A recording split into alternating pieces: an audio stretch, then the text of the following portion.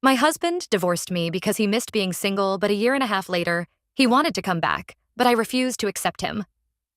I, 34F, was married to my ex-husband Jake, 36M, for 10 years before our divorce. We have 2 children together, Emma, 8F, and Liam, 6M. Jake and I met in college and dated for 4 years before getting married. We had what I thought was a happy life together. Jake had a close group of friends, Mike, Tom, Chris, and Dan, who he'd known since high school. They were all unmarried and childless. Jake often went out with his friends for what they called men's day out. I never had a problem with this, as I believed it was important for him to maintain his friendships. These outings usually involved watching sports, going to bars, or engaging in outdoor activities like hiking or fishing. One evening, about a year and a half ago, Jake came home from one of these outings acting strangely. He was quiet and distant, which was unusual for him. When I asked if everything was okay, he dropped a bombshell. He wanted a divorce. I was completely blindsided. We hadn't been having any major problems that I was aware of, and I couldn't understand where this was coming from. I asked him repeatedly why he wanted a divorce, but he was evasive at first. Finally, after much pushing, he told me that he missed being a single, free man. He said he felt tied down by marriage and family life and wanted to experience the freedom his friends had. I was devastated. We had built a life together, had 2 beautiful children, and I thought we were happy. I couldn't comprehend how he could throw it all away because he was envious of his single friends. The news of our impending divorce caused a huge uproar in both our families. My parents were furious with Jake, while his family was confused. Some of Jake's family members, particularly his mother and sister, started implying that I must have done something wrong. They suggested that I might have been neglecting Jake or not meeting his needs in some way. This hurt me deeply, as I had always tried to be a good wife and mother. Despite attempts at counseling and mediation, Jake was adamant about going through with the divorce. He moved out of our house and into an apartment. We agreed on shared custody of the children, with them primarily living with me. The divorce process was painful and messy. Jake's friends rallied around him, supporting his decision and helping him embrace his new, single lifestyle. Meanwhile, I was left to pick up the pieces of our shattered family life. I had to explain to our children why Daddy wasn't living with us anymore, which was heart-wrenching. In the months following the divorce, I focused on healing and creating a stable environment for Emma and Liam. I threw myself into my work as a marketing executive and spent quality time with the kids. My friends and family were incredibly supportive during this difficult period. I started seeing a therapist to work through my feelings of betrayal and abandonment. It was a long process, but gradually I began to regain my self-esteem and confidence. I even started to enjoy aspects of my new independence, although I missed the family unit we once had. About a year after our divorce was finalized, I noticed a shift in Jake's behavior during our interactions for child handovers. He seemed less enthusiastic about his single life and more sad when saying goodbye to the kids. I didn't think much of it at the time, assuming he was just having a moment of regret. Then, about a month ago, Jake showed up at my doorstep unannounced. He looked nervous and asked if we could talk. Reluctantly, I agreed, and what he told me left me speechless. Jake confessed that he had made a huge mistake in divorcing me. He said he missed me and the kids terribly and wanted us to get back together. He explained that his decision to divorce had been heavily influenced by his friends' constant bragging about their single lifestyles. He admitted that he had been brainwashed by their tales of freedom and excitement. However, Jake went on to say that in the past year, all of his friends had gotten married one by one. As they settled into married life and started prioritizing their new families, Jake realized the value of what he had thrown away. He said he now understood that the freedom of single life was nothing compared to the joy and fulfillment of family life. I listened to Jake's apology and explanation in stunned silence. Part of me was touched that he had realized his mistake and wanted to reconcile. But a larger part of me was angry and hurt. I couldn't forget the pain he had put me and our children through. The memory of explaining to Emma and Liam why their daddy was leaving us was still fresh in my mind. After Jake finished speaking, I took a deep breath and told him that while I appreciated his apology, I couldn't take him back. I said that he had made his choice and now he had to live with the consequences. I told him that we could continue to co-parent our children amicably, but our romantic relationship was over for good. Jake looked devastated but nodded in understanding. He left, and I closed the door, feeling a mix of emotions: sadness, anger, and surprisingly, a sense of empowerment. Now, I'm questioning my decision. Some friends and family members think I should give Jake another chance for the sake of our children. Others support my decision to stand my ground. I can't help but wonder, AITA for refusing to take my ex-husband back after he divorced me because he missed being single? Update 1. It's been about 2 months since my original post, and a lot has happened. First, I want to thank everyone for their comments and support. Reading through your responses helped me gain perspective and strengthened my resolve. After my conversation with Jake, he seemed to accept my decision at first. However, about a week later, he started calling and texting frequently, pleading for another chance. He even enlisted his family to try and convince me to reconsider. Jake's mother called me, saying I was being selfish and denying our children a chance to have their family back together.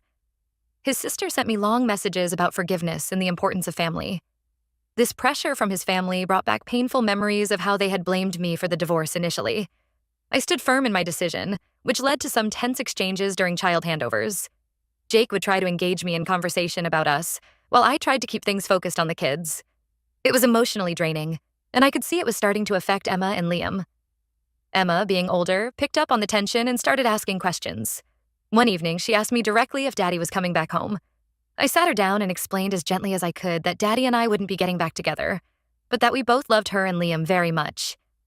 She seemed sad but understanding. Liam, being younger, was less aware of the situation but sensed the emotional undercurrents. Seeing how this was affecting our children, I decided to take action. I contacted our divorce lawyer and requested that we revise our co-parenting agreement. I proposed that all communication between Jake and me be limited to matters directly related to the children, and that we use a co-parenting app for most of our interactions. This would help maintain clear boundaries and reduce opportunities for Jake to pressure me about reconciliation. Jake was initially resistant to this idea, but after I explained how his behavior was impacting the kids, he reluctantly agreed. We met with our lawyers and drafted a new, more detailed co-parenting plan. This included guidelines for communication, a clear schedule for visitations, and protocols for making decisions about the children's education and healthcare. Implementing this new system has been challenging but beneficial. The co-parenting app has made it easier to track schedules and share information about the kids without getting into personal discussions. The clear boundaries have reduced tension during handovers, which has noticeably improved Emma and Liam's mood. On the personal front, I've continued with therapy, which has been incredibly helpful. My therapist suggested I start journaling as a way to process my emotions, and it's been a revelation. Writing down my thoughts and feelings has helped me gain clarity and work through some of the lingering pain from the divorce. I've also started to focus more on self-care and personal growth. I joined a local gym and have been taking yoga classes, which has been great for managing stress. I've reconnected with old friends and even made some new ones through a single-parent support group. As for Jake, he seems to have finally accepted that we won't be getting back together.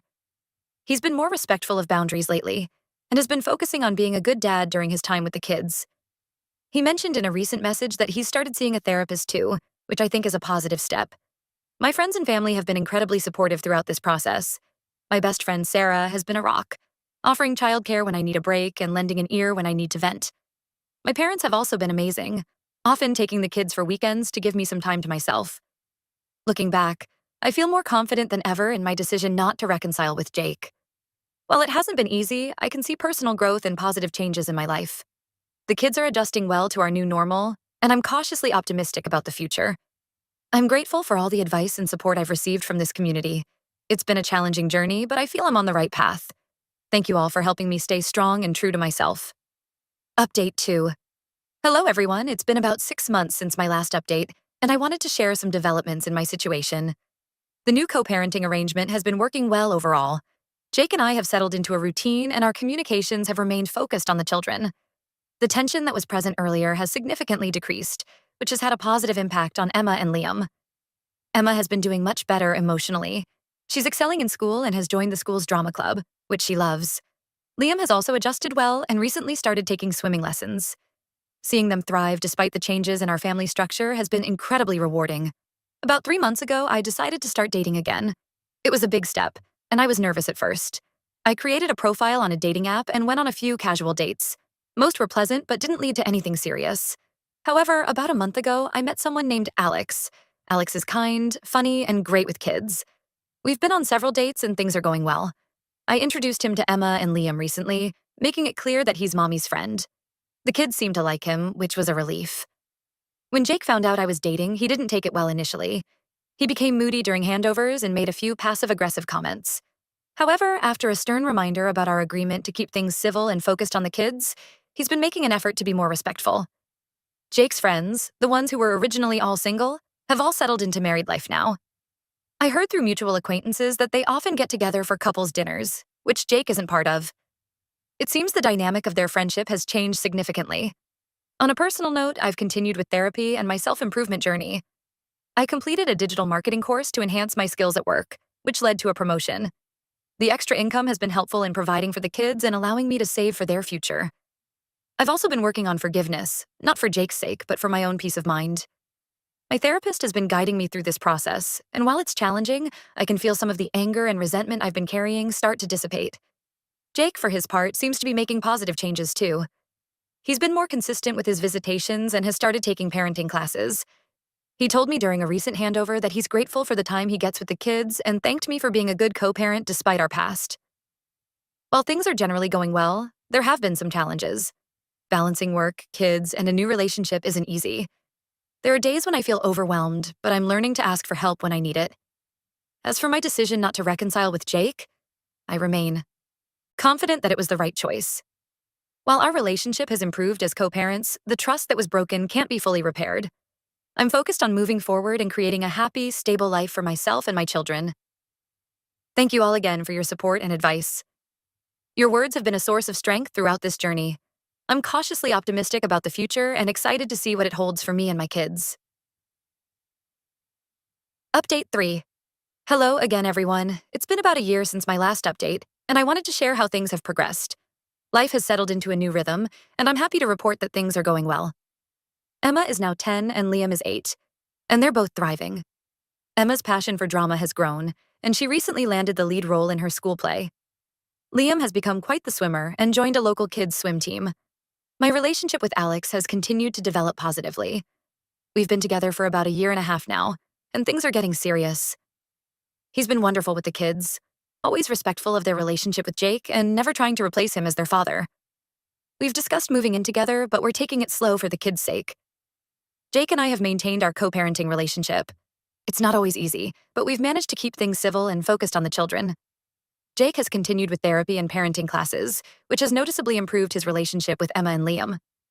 He's become more involved in their lives, attending school events and extracurricular activities regularly. About 6 months ago, Jake met someone new. Her name is Olivia, and she has a child of her own from a previous relationship.